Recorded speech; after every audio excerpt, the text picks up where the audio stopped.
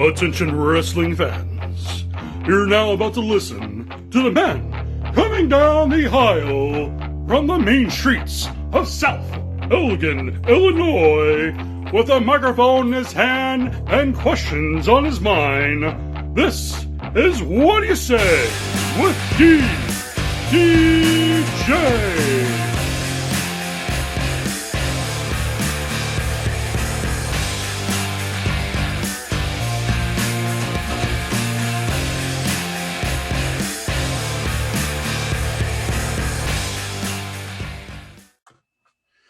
Welcome to episode 22 of What Do You Say with DDJ, the very first episode of 2021. I hope you like the new introduction to the show. Special thanks to CCW owner John Bullard for that. And I'm going to get right into it. But before I do, actually, day I'm recording this is January 2nd, 2021. Would have been my dad's 72nd birthday. So, Dad, I know you're up in heaven. Hopefully you're listening to this, on whatever they give you to listen to stuff up in heaven. But this episode is dedicated to you. I love you and I miss you. And along with everybody else, Mom, Angie, Johnny, the kids, the grandkids, everybody, we all miss you and that. So, but on to more positive things. Today's guest is going to be the villain, Joey Roth, one half of the CCW commentary team, along with Steve Arendt. I think you're going to really like this. I'm really excited to bring this to you. So grab a drink, grab some food, kick back in your favorite chair or recliner, and enjoy episode 22 of What Do You Say with DDJ. And my guest this week, Joey Roth. Wrestling fans, Steve Arendt here, one half the commentary team of Chicagoland Championship Wrestling, also the general manager of Chicago Style Wrestling. And you are listening to What Do You Say with DDJ. All right, here with another episode of What Do You Say with DDJ, the first episode of 2021. And joining me today on this very special episode is the voice of Chicagoland Championship Wrestling, although I'm sure a certain Mr. Steve Arendt might have something to say about that. Joining me today is the villain, Joey Roth. Joey, how you doing this afternoon? I am doing great, Dennis. Happy New Year. Happy New Year to everybody out there. And can't wait to have some fun and talk some shop. All right. Well, thanks again for doing this for me, and Happy New Year to you and yours as well, too. So first off, let's start off right to it. What did you do for New Year's? What I did for New Year's is myself and Roxy Hart, being the most fabulous couple of all of professional wrestling, decided to grace this local establishment down the street from us with our presence. The bars around here, right outside Chicago, are closed, but there are some that are still open because, the governor says you can't be open. But they're like, we're going to stay open. So we went down the street, had a few drinks, hung out with a whole bunch of friends, signed a bunch of autographs, took a bunch of pictures, and then came home and just had a fabulous night by ourselves. Beautiful. It's pretty similar to what I did. I just stayed at home, stayed at the mother-in-law's house with the wife and the kid and the nephew, and just watched movies, ate popcorn, and that was about it. So, once you reach after the age of 21, New Year's Eve is just pretty much, let all the amateurs go out there and handle that. Right. Us old hardcore people like that, we don't need New Year's Eve to go out. Let them take care of that. Yeah, that's right. Us old hardcore guys, you know what? We know where the fun's really at. So exactly, that's wherever myself and Roxy end up. That's where all the fun's always at. Well, it's kind of funny that you mentioned that because, I had a lot of fun at the CCW show, and we'll get into that a little bit more later. Okay. First off, Joey, how did you discover pro wrestling? Well, I discovered pro wrestling. It was April of 1984 when 84 when I first discovered pro wrestling. When I was a kid, I never really watched television or anything like that. I was always outside running around from the first second I woke up till right before I went to sleep. I was always outside. But this one Saturday morning, I woke up and it was pouring raining outside, so I couldn't go outside. So I turned on the television and I saw this wrestling ring, which I thought was a boxing ring. Okay. And then wasn't paying too much attention until the guy on the TV said, and now, ladies and gentlemen, stay tuned for Piper's Pit. I'm like, huh? Then I saw this schlubby looking guy wearing a blue, like blue gear and everything like that, and some guy wearing a dress. You know, I'm like, okay, this has piqued my interest. So the very first thing I ever saw in professional wrestling was the Piper's Pit with Frankie Williams when Piper beat the crap out of him. That's the very first thing I ever saw with pro wrestling. And being, you know, such a young boy and everything like that, how can you not be automatically just drawn to that? And I rocked on from it's been history ever since. I rocked on from there. Yeah, Piper's Pit was the first thing I ever really truly saw in wrestling. What an introduction to pro wrestling. So I know, right? Right. So you mentioned Roddy Piper. So were there any other guys that kind of you were drawn to once you first started watching wrestling? You mentioned Piper, so I would assume he was someone that you kind of were attracted to, you know, in that sense. Oh, definitely. I was more attracted to the bad guys. You know, I loved Paul Orndorff, Mr. Wonderful, anything Bobby Heenan did back then, because he had Big John Studd, he had Ken Patera, Magnificent Morocco was another one. When you just saw him, you know, that swagger, you know, the Mr. Fuji in his corner, any kind of the heels. And then we got cable pretty much like a week or two after I started watching wrestling. Then I found TBS, and then I found Ric Flair, and then I found Tully Blanchard, and then I found World Class Championship Wrestling. And without a doubt, Gino Hernandez is probably one of my second-time all-time favorites. Yeah, so anytime any bad guy, you know, with the swagger and the smart ass attitude like that's what drew me right into it. I never liked the good guys, because, you know, good guys never got to cheat. Well, you know, Eddie Guerrero made a living out of it towards the end of his career and stuff before he unfortunately passed away. I mean, lie, cheat, steal. I think I liked Eddie so much better as a heel than as a babyface. But with the charisma that he had, there's no way in heck he was not going to be a good guy and cheer for anything like that. But I kind of like his WCW day. Well, obviously everything he did was great, but I like this WCW heel days when he was like that with the long hair, with the with everybody else, with Chavo and Ray and everything. Yeah, I think Eddie was still a heel at heart. So yeah. Just like when Piper turned into a good guy, he never changed who he was. People just started throwing roses at him instead of chucking eggs. So when did you come to the realization that you wanted to become a pro wrestler? I think pretty much the second after Piper's Pit ended and found out what it actually all was. But, you know, as I'm sure you've done, I mean, you got the figures and everything like that. And I used to wrestle my pillow and, you know, beat up my pillow and beat up my friends and everything like that. We would have matches in the backyard before backyard wrestling was ever a thing, you know what I'm saying? But back in those days, you really didn't know where to go. Wrestlers were untouchable. You didn't have Twitter. You didn't have Facebook. You didn't have internet, basically. So you can't, you know, I mean, you could tweet Jim Cornette right now, and 9 times out of 10, he's going to respond to you. Or you could talk to another wrestler. Back then, you just didn't know where to do it. So it was thanks to the internet where I was able to finally find an avenue where to do all this. I mean, something I've always wanted to do, but actually do it, that's something different. Cool. So where did you start your training at when you began the process of becoming a pro wrestler? Well, it was pretty fun way how I fell into it, basically. We could thank the Honky Tonk Man for why I am where I am today, because back in 2002, message boards were a brand new thing on the internet. Mm-hmm. And I found the Honky Tonk Man. You could, like I said, you can actually talk to Honky Tonk Man and people like that. So there was a girl on there whose fiance, now husband, wrestled around Indiana, which wasn't too far away from me. And I'm like, oh, I've always wanted to do it. So she sent me a message going, hey, why don't you just show up? We're having a TV taping. You can sit in the audience. You can be our fan, and, you know, put the camera on you, all that. That turned into me becoming 6-man tag team champion in my very first match. Oh wow. Okay. Yeah, it happened. It happened just like that. So it was a small little independent company called the IUWA, which was based out of Hammond, Indiana. International Urban Wrestling Association, I believe, or Alliance or something like that.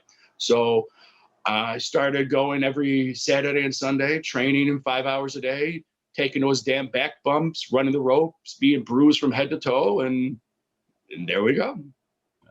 And what was the reaction of like your family and friends like when you told them that you were going to become a professional wrestler? Yeah, geez, I've been doing this now for 17 years, and I think I still get the same reaction. It's like, why are you doing that crap for? It's like, well, it's something that I've always wanted to do. And when you deal with people who've never done anything in their lives, it just comes to be, I dealt with a lot of negativity with it. So we don't really talk about it. Me and family really don't talk about it that much. It's just something that I've done for almost 17 years. And yeah, it's pretty much it. I mean, my friends like it, obviously, because, they get to see me on Amazon Prime. I have friends all over the world who actually can see what I'm doing on TV now. So that's a blast when you have something like that, when you have people like that who enjoy what you do. Yeah. So you mentioned IUWA. Where else have you did you end up working? Wow. A lot of these companies are, here in Chicago, we have like probably 30 different independents. So it's really not hard to get booked every weekend. I work for that one, IUWA. I work for Wicked Wrestling Alliance in LaSalle, Illinois. Extreme Wrestling Federation, which is run by Hurricane Maples out of Converse, Indiana. SSW. Basically, you take any three initials that has blank blank W, I've wrestled for them. It's like South Shore Wrestling, any kind of wrestling company. I've probably forgotten more than I could remember. Yeah, I've done quite a bit out here. Okay. Now, one of the companies whose shows I used to regularly attend, about 20 or so years ago, was PCW. Did you spend time there too? I have not. I did not spend time in PCW. PCW kind of was towards the end when I started really getting more bookings and everything like that. Okay. And that and also, I think P.O. Myers was way too afraid to have me there because, he calls himself the shot to the top. But if a Joey Roth was there, people would probably just forget all about him.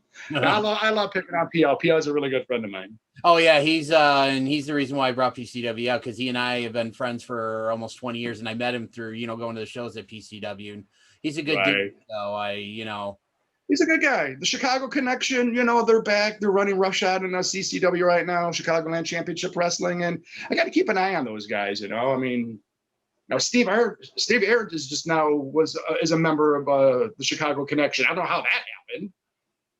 Right. I saw the news. So I think the commentary come the show in April should be quite interesting between you two. It will be very interesting if I could ever get him to be quiet and, try to get my unbelievable talent and my knowledge of everything. If he would just be quiet for a second, then I could actually get a word in edgewise. Steve, I love you, man. I appreciate you being on my show, but listen to this, man. Please be quiet so he can. Steve better listen to me because, if I don't get him, Roxy Hart will. Oh, okay. And you said you have Roxy with you? Roxy is right here with me right now. Would you like to? Absolutely. I don't know. Should the people be blessed with your presence to see you? Well, it is a new year. I should give them a little gift. All right. I'll let you look at Roxy for about 3 seconds, and then we'll see what happens from there. Roxy, come on in. I'm not worthy. Oh, right here. There she is. There's the Queen Villainess of Chicagoland Championship Wrestling and everything. Right Hello. How are you? I'm very well. How about yourself? Happy New Year to you. And to you, thank you. I'm very fabulous. For one main reason, Joey and I just made a big announcement for New Year's, and it has a lot to do with this beauty right here. For those now the Lex. So you have the Joey Roth America's Heavyweight Championship because America is the greatest country of all time. Who cares about the world? And now you have the Roxy Hart Championship. We are the undisputed intergender tag team champions of everybody and anybody. So these belts can be defended all over the country. All you got to do is book it. You guys heard it. You heard it here first. Joey and Roxy are looking for some competition, so step on up to the plate. Exactly. But yeah, so yep, there's Roxy Hart, everybody. Now, thank you. You get a taste, and now I must go. But thank you for giving me a moment to shine. Thank you for blessing me with your presence. Happy New Year to you. Thank you. Oh, that's great. You guys it's are. It's a difficult life when you're me. It's a hard life when you're me. I can only imagine. Yeah. So obviously you mentioned, being a professional wrestler. Yes. And also too, but you're also, for those of you who watched the CCW show on Amazon Prime, you heard his voice throughout the show as one of the commentary guys. So what is it like doing commentary? I think it more so for the listeners, it is the greatest joy anybody could ever possibly have because they get to hear me talk. But sitting at that table, you get that itch that you want to jump on that ring. You see all these guys sitting there fighting their hearts out and winning bouts and just performing in front of the whole entire crowd. But when we're on commentary, the only people who are hearing us are going to be the people who are going to be watching the show or everything is all done. There's something very different about sitting at the table, watching everybody else get to do what you want to do. But I love it. I do like the commentary because I get to go ahead and give the knowledge that I have over, like I said, almost 2 decades I've been doing this, and just being able to go out there and see the new talent that is coming up right now. All right. We have a lot of great guys who, you just watch our show, and to be able to call the matches of some of these new young guys that are coming up, it's just, you just get to learn so much more and see so many more different things that these guys could do. So I like it. Yeah. So what insights and advantages do you think commentators who have actually been in the ring, such as yourself, or such as, let's just say, Gorilla Monsoon and, just anybody, Jerry the King Lawler, Right. What kind of advantages and insights do you think that these types of commentators can bring to the product versus someone who has never set foot in a ring? Well, that's simply it right there. Gorilla Monsoon, Heenan, Lawler, Piper, all these guys who were commentators, they were in the ring. They know what goes on in that ring. They know how it feels to have a folding chair hit you in the head. They know how it feels to have a fist punch you in the face. They know how it feels to have a kick, where the sun don't shine. Right. They know how the technique and the skill and the psychology that you need to do in professional wrestling. See, a lot of people, the wool is not over everybody's eyes anymore. People know blah, blah, blah. But to do all that kind of stuff takes talent. To do all that kind of stuff, to sit there and run the ropes, to sit there and suplex somebody, body slam, sleeper, figure four, what have you, that takes talent to do. You just can't, and to have those moves done to you, it freaking hurts, man. Getting slammed on that ring hurts. So I think what I could bring to something like that is realism, because I've done it all. I've done all that. All right. I've had this stuff happen to me. I've wrestled an hour. Okay. People are like, okay, you're just rolling around in the ring for an hour, but come on, you know how long an hour goes. Mm-hmm. Put yourself in the ring, fighting somebody, having a 250-pound guy chase you around and something like that for an hour. That's not fun. I've done it. I can't imagine that would be fun. So you just mentioned, you wrestled an hour. What kind of preparation do you yourself do? What kind of things do you undertake to kind of get yourself ready when you're going an hour? I just pretty much go in and do it. I try not to think. If you think too hard, people are going to see that you're thinking too hard. You have that look in your face like you're getting ready to do calculus, in the middle of the ring. I go with the flow at everything. I do improv. I'm an actor, so I'm used to having things thrown at you that you don't know. Okay, you want to do one move. Okay, you slip and you fall outside. You got to recover. So I try not to think too far ahead on what I want to do in the ring. So I just go with the flow, man. That's That's just me. You have a lot of people who map out every single little step they do. I don't have a memory for that, okay? Because I feed off the emotion of the fans that are out there. I feed off the emotions of my opponent, or I feed off the emotions of myself. I could be going in there having a great day, but then, I'm going to get punched in the mouth, and I'm not going to have a great day anymore. I'm going to be upset. So that's going to change everything. So that's why I just go with the flow. When you know you're going to go for an hour or something like that, you just got to, don't eat beforehand, and you have to go pee before you get out there. Words of wisdom from the villain. Talk to me about like some of the guys who you feel like you've had your best matches against, and why would you consider them your best matches? Wow, Rion Skills. He's you probably know Rion Skills. He was PCW champion for a while, years ago. I've had a lot of great matches with him. I beat him quite a bit. I wrestle him a lot in Racket Pro Wrestling, and also Eliana Pro Wrestling, IPW. He helps out over there. So I had a lot of great matches with Rion Skills. I have a lot of great matches with Max Holiday. Max Holiday is another tough guy who just is he's a bearded bruiser for a reason, because those kicks to the face. There's a reason why a dentist follows him everywhere he goes, because every time he kicks somebody in the face, the dentist has somebody to work on. So I've had a lot of great matches with Max Holiday. There's a guy, Ewok, who's out of here. He kicks really nice and hard. So just so many different guys out here that you could possibly imagine. Yeah. But yeah, Holiday and Skills are two of the greatest ones I've been across the ring with. Very cool, very cool. So and all the different things you've done in the business, commentary, obviously being a performer, I believe you also you've managed at times and stuff too. Yes.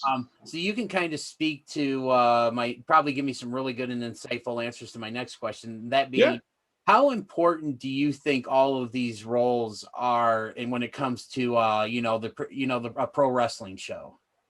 I think having all these different roles is very important, because you get like I said, the different aspects of each different job.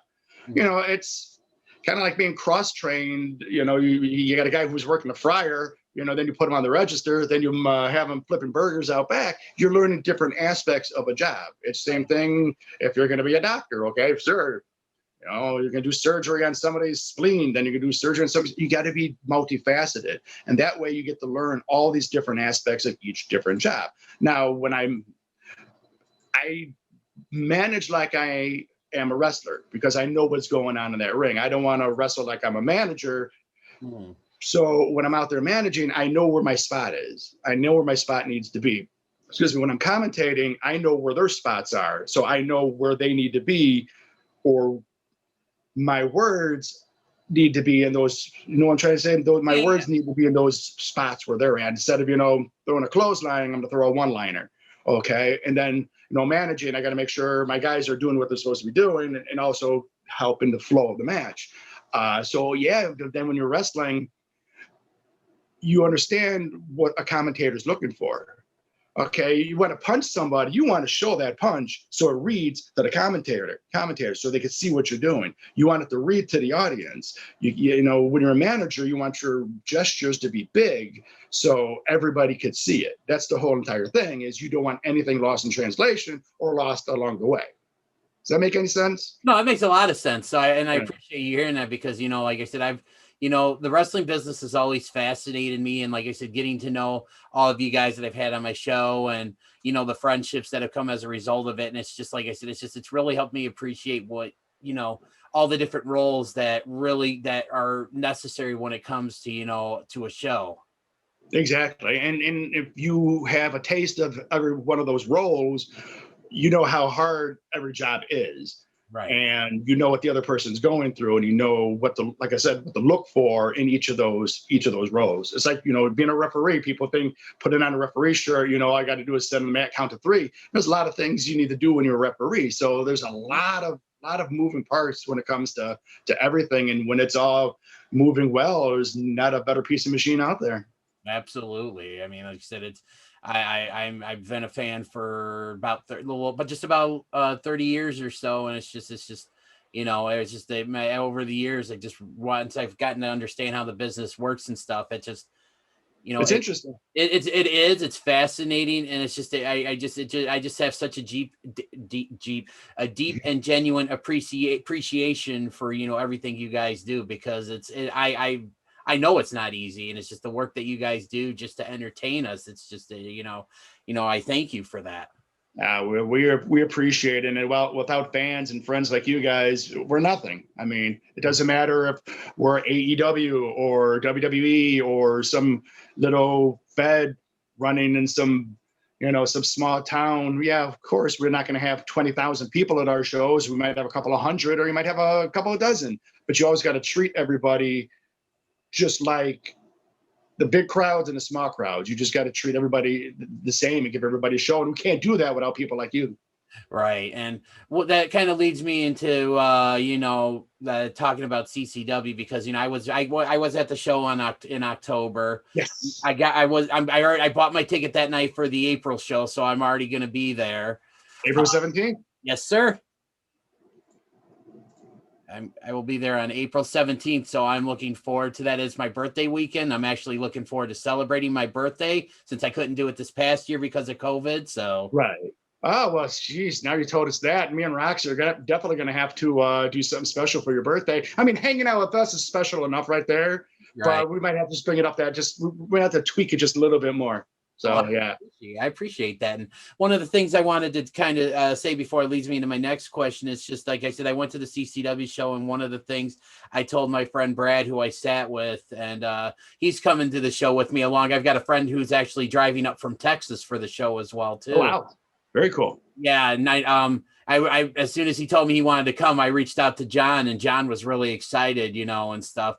And it just he runs a top-notch, you know, first-class organization there, because I mean, everybody that I interacted with that day, be it from John to his wife to, you know, all the wrestlers that I talked to, and just, you know, and stuff, everybody just treated me just like you know, I don't think I've been treated as well at a wrestling show as I was by John and the guys. So CCW, the Bullards, it's definitely a class act, and it's a, you know, a good family feel. And that's coming from me, and I'm a jerk. I hate everybody, but you know, it was something special, and everybody could watch it on Amazon Prime, Fight TV.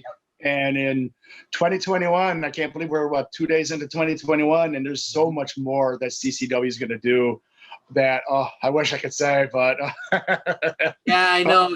John and I talk on occasion, and he's hinted at he's got some big things coming away that he couldn't quite tell me, but which I understand and I respect, you know.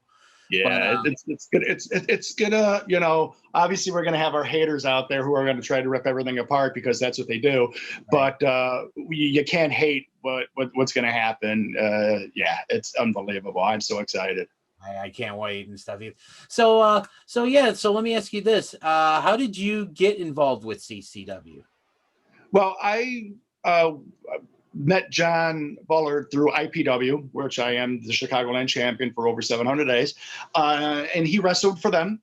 He also I believe refereed, and we just got to talking 2 years ago or something like that.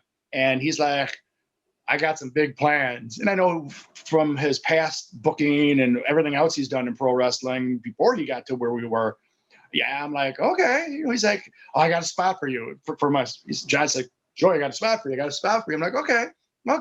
And then like I said, I've known for a couple of years, and it was CCW, and he has a hell of a spot for me, which is awesome. And what I like about John and his wife is, you know, they're going to tell you something, and they're not going to kiss your butt. Okay. They're not going to sugarcoat things, and pretty much what they say they're going to do, they've done. And you know how it is with anything. I believe it when I see it type of person. I mean, I've been told so many times, oh, I'm going to have you here. I'm going to have you this. I'm going to have you this. I'm like, okay, I'll believe it when I see it. And with John, oh yeah, I've seen it, babe. I've seen it nice and clearly. It's amazing. Yeah, he's a genuine dude, you know. And I've not everybody that I've had on the show that I brought up his name has not had one bad thing to say about him. Yeah, and that's not, that's not kissing ass or anything like that, because Joey Roth doesn't do that. All right, that's just simple the truth. I tell the truth. I don't lie. I have no reason to lie. Why would I ever lie? I'm the greatest of all time. That's not a lie. John is a good guy.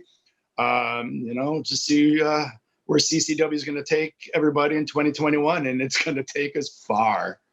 I can't wait, and I'm happy to ride along with you guys. So kind of going back to your like announcing and stuff like that. Yeah. Is there anybody in particular that you think you consider yourself that you pattern like your announcing style after? Well, I am the graduate of the Art Donovan School of Broadcasting.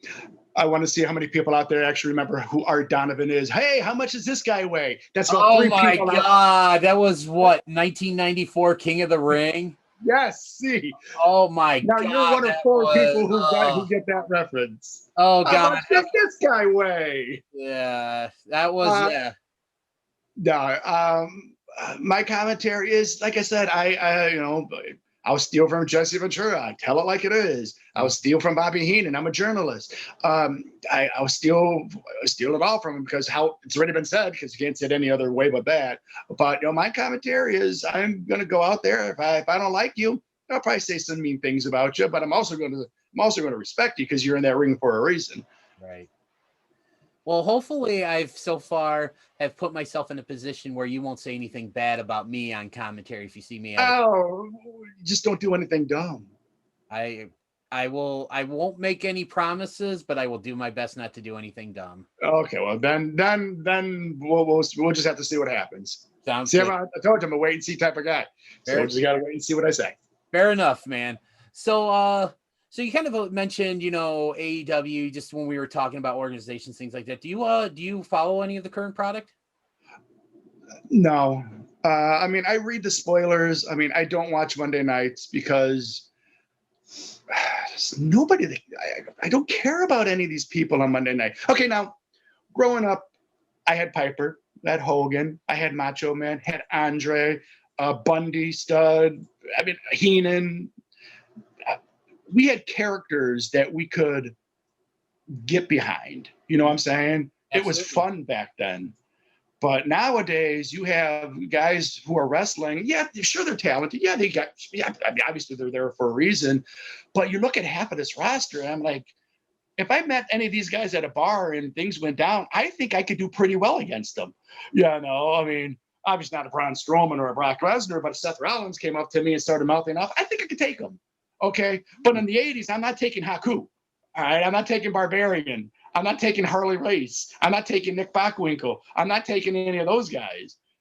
So that's what I think is missing from today's wrestling. You just don't have that character-driven thing anymore. And AEW as well. I think AEW is doing a little bit better, but they're also following too close to the WCW playbook. It's just really nobody there you can latch onto and care about. Like Hulk Hogan had the Hulkamaniacs. I was never a Hulkamaniac, but when he got beat down and he started with that Hulk, everybody was up on their feet. Who has that now? Right? Nobody has that now. Right. I think there are some guys that are kind of there, but yeah, nowhere, not even close to that. One person I actually kind of want to gauge your opinion on, because you had talked about liking the heels back when you first discovered pro wrestling. Yeah. What are your thoughts on Maxwell Jacob Friedman, MJF? That right there is the exception to everything. Okay. He is very talented. Mm-hmm. Come on. I know people. The guy, he is what he is, signing autographs anywhere. You've seen. The guy's good.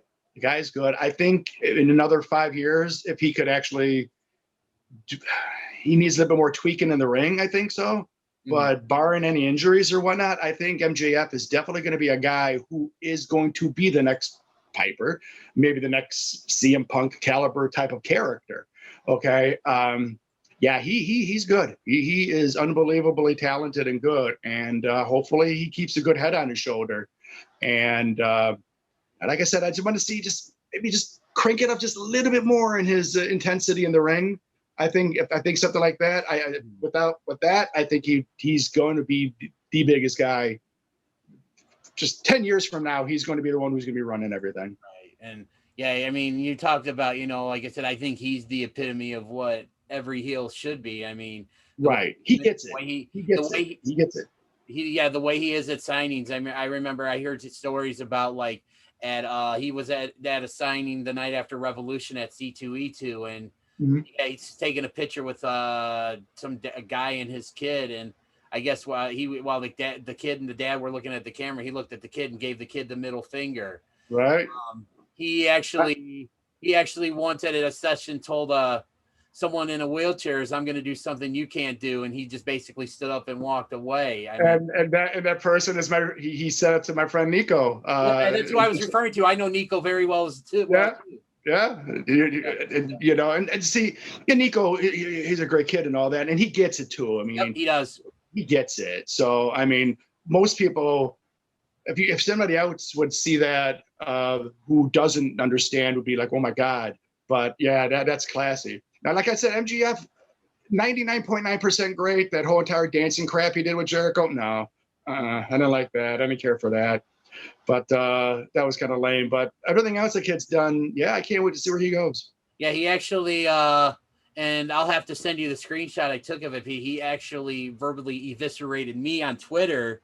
I bought a shirt, that says "I hate MJF," and I took a picture of it and, tweeted him. I was like, "So what do you think?" And he said something about me being like something with like a toe jam encrusted something, where who has wow jam encrusted feet since I was like 7 years old and stuff.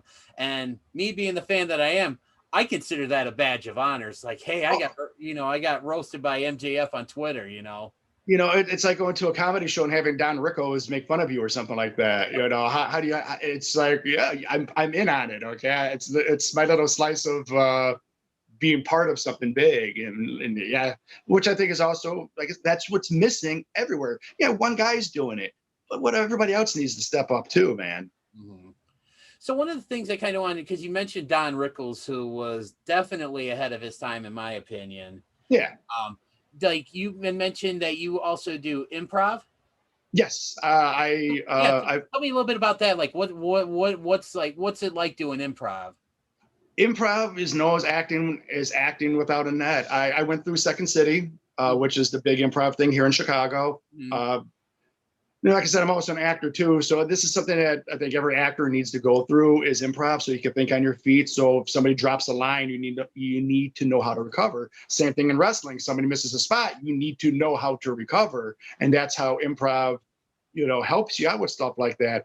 I am the leader of an improv group, the world famous, the Fabulous Rembrandts. Fabulous is like pizza delivery. Rembrandt is like fine art. So we call ourselves the Fabulous Rembrandts. We haven't done the show in a while because of COVID and everything like that. But we've done shows all over Chicagoland, Michigan, Indiana. We're hopefully gonna hit Vegas once we could get everybody on the same page and everything like that. Improv is it's fun because it's like I told you, anything that I'm saying now, I'm just thinking, I have nothing planned in my head, which I think Roxy doesn't like sometimes because I usually am forgetting a whole bunch of things. She just gave me the finger. Yeah, that's why I'm all over the place. But I think improv is one of the most fun things ever because you just do not know what somebody's going to say. Yeah, if somebody gives you, two guys at a bar, you've done that enough times, what jokes are going to hit. I mean, improv is also scripted too, because if I've done so many improv shows, I pretty much know what people are going to say, and right. I know what's going to get the laughs. But it's that one person who's going to give you, you're at a geriatric strip bar with B. Arthur and Adolf Hitler. It's like, okay, how am I going to deal with that? All right. I love stuff like that. I love when you just get that one out there thing and that just, allows you to be on your game and allows you to think and be creative with it. So yeah, that's why I'm a huge improv guy. Awesome. And I kind of liked how you tied that into, your wrestling, because that was actually going to be one of my next questions is how is, being like an improv, doing improv and being an actor and stuff like that. Because I mean, they kind of go hand in hand, you know, because in that. So, and I'm assuming a lot of what you've learned in the ring, you've been able to take to, like, you know, the small screen, the big screen, you know, and all the things you've been in. Is that a good assumption? Well, exactly. I mean, I also look at wrestling. You have a good guy, you have a bad guy, you have a conflict, you have 3 acts: the beginning of the match, the middle of the match, the end of the match. It is the purest form of theater. You go up there and you're cutting a promo, and that's what I like about my improv thing is if I'm cutting a promo and I see somebody wearing, you know, some silly T-shirt or something like that, or sitting there with drool coming out of their mouth, I'm going to totally rip on these guys. So I kind of like the surprises. I can look out into the ring and everything like that. But yeah, and then when you take the wrestling aspect to the theater part, other than hitting your co-star with a chair, which I would not recommend doing, it pretty much the same thing, because then you get your timing. Just like wrestling, when you lock up, it's all about timing. And when you're on stage and we're doing a play, it's all about timing there as well. You need to make sure you say your line when the other person's done with their line. You don't talk over anybody. You hit your mark. You know, you hit your spot on the stage, just like hitting your spot in the ring. You got to make sure you're there to catch the other person. Gotcha. So it is, yeah. So a couple more questions here. Yeah. One, you mentioned, like you met early on in the conversation about some of your favorite stuff. Have you ever been able to personally work with any of your favorites in the ring or had any kind of interaction with them? Piper. I got to hang out with Piper a few times. What's that like?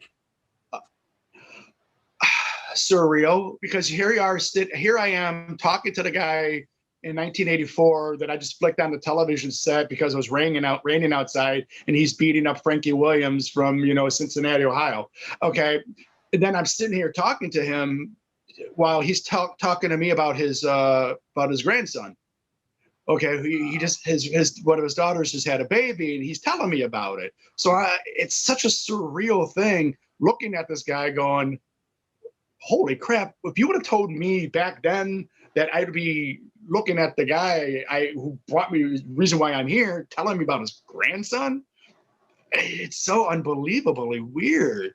I mean, and you get that way. I mean, I've met Flair. I've had a whole bunch of different guys. And I worked with Chavo Guerrero. I've worked with Abyss. I've worked with Rhino. I've worked with Petey Williams and stuff like that. You know, not great, huge names. Jimmy Snuka, he would just walk around like this. You know, he was out of it. He was just, then I'm like, that's the guy that Piper beat up on a coconut. I'm talking to these guys. So, you know, there's still a little mark in all of us. Absolutely. Yeah, there's still a fan in all of us with all these different things. But yeah, but dealing with Piper and doing some stuff with him on his old website, you know, I did a lot of stuff with his webmaster and everything like that. And I got to meet him one time after I started doing that. And it was just like a family, and he just like embraced me. And it's like, holy crap, now he's hugging me. You know, it's just, I mean, I could only attribute it to how somebody feels like when they meet me. You know, I mean, obviously meeting me is the greatest thing that could ever happen to anybody. So I kind of figure it's something like that. Not going to lie, I've been a little bit starstruck throughout this whole conversation. Who isn't? Yeah. Even my mom's still starstruck. All right. So just about done here. So usually at the end of, like, you know, every interview I do, I like to give my guests the time, you know, promote like any upcoming shows, you know, we have coming, and things of that nature. And then obviously I personally know you have a store on Pro Wrestling Tees. So I'm going to give you some time here to plug any upcoming shows you got coming up, as well as your store. So people you could find me on Pro Wrestling Tees under the Joey Roth Show. You can find all my t-shirts there.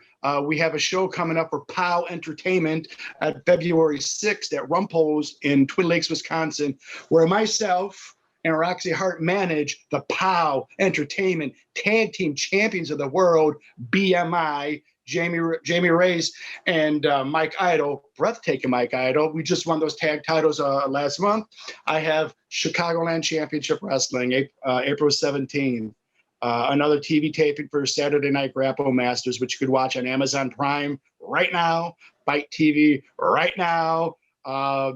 Again, the surprises we have coming, you know, Far East, Mexico. Oh my gosh, it's just a lot of things. So those are my next two shows, February 6th for POW and then April 17th for CCW. And hopefully the around here opens up more so a lot more feds could open and run shows. You can also find me at the Main Event Villain on Facebook, where you could talk to me any single time you want. I might not answer, but you can go ahead and look at all my great stuff. So yeah, Main Event Villain on Facebook and the Joey Roth Show on Pro Wrestling Tees. Awesome. Well, Joey, thank you so much for your time. Also, Roxy, thank you for gracing me and my audience with your presence. Thank you very much. You're And she very gave welcome. you the finger too. I'm honored. Thank you so much. I feel like I'm part of the, I'm official now. Well, we also appreciate you. And again, I am a villain. And by the way, I do have permission to use that name from the Piper family, not like that other guy who runs around in wrestling, but he's nobody anymore.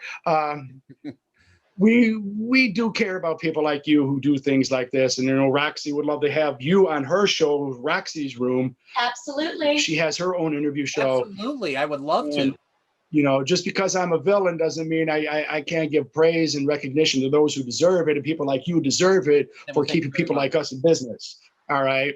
And of course, if it wasn't for people like us, other people would have nowhere to talk about. It is a two-way street like that. And I do appreciate anything anybody ever does for me. So I definitely want to appreciate you. And, and I know it's probably it's a little bit of a difficult day for you too today. Just real quick, if you wouldn't mind, just me, because I know we talked about this earlier, and thank you for giving me this. I definitely wanted to circle around and have that as for those of you who know me, I'm recording this on January 2nd, 2021, and those of you who know me know what this day is. And for those of you that don't, today would have been my father's 72nd birthday. Unfortunately, I lost him back on July 4th of 2019 after a very short battle with stage 4 neuroblastoma, which is a very aggressive type of brain cancer. And today would have been his 72nd birthday. So, Dad, I know you're listening to this. You're watching down on me from above. I aim to continue to do you proud, and I love you. And never a day doesn't go by that I don't miss you and I don't think about you, because you are the I always say to myself, Dad, I hope I can be half the father to my son as you were to me. So, Dad, I love you. Joey, thank you so much for giving me that platform real quick to do that. Happy birthday, sir. Thank you so much. Watching you.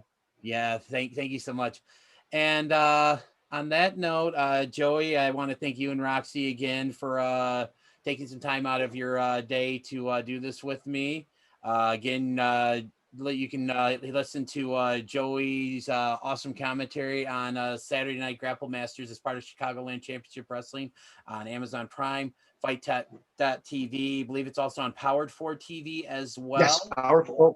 Yeah, and Powered 4, we're coming for you, baby. Awesome and stuff. So yeah, if you haven't had a chance to check it out, please do yourself a favor and go check it out. The show, it's a great show, a bunch of great guys, and the commentary is awesome. So, Joey, thanks again for doing this, and I will see you on the 17th of April. I can't wait. I'm always here for you if you need me. I appreciate that, man. Have a good day. You too. Hello there, wrestling fans. This is John Bullard, owner of Chicagoland Championship Wrestling, and you're listening to What Do You Say with DDJ. Thank you, Joey Roth, for coming on to share some stories and some good times. I had a blast. And thank you to the beautiful Roxy Hart for even popping in a couple of times to say some nice things. You can catch Joey and Roxy as part of the POWW show here coming up. I'll get you that information here coming up on the screen. And if you're listening to this via your favorite podcasting platform, the information for that show will be part of in the episode description. Also, you can catch Joey Roth and Steve Arendt, the voices of CCW, and the rest of the superstars of CCW coming up on April 17th, 2021 as part of the Saturday Night Grapple Masters show. And ticket information is coming across the screen. And also, again, if you're listening to this on your favorite podcasting platform, information will be in the episode description. You can also check out the very first episode of Saturday Night Grapple Masters on Amazon Prime, Fight.tv, and Powered for TV. And don't forget to go to prowrestlingtees.com/The Joey Roth Show to get your Joey Roth shirts. Well, that's all the time I have this week for What Do You Say with DDJ. I'd like to once again thank Joey and Roxy for their time. And again, Dad, this one episode is for you. I love you and I miss you. And everybody, thanks for listening. And I'll see you in about another week with another episode of What Do You Say with DDJ.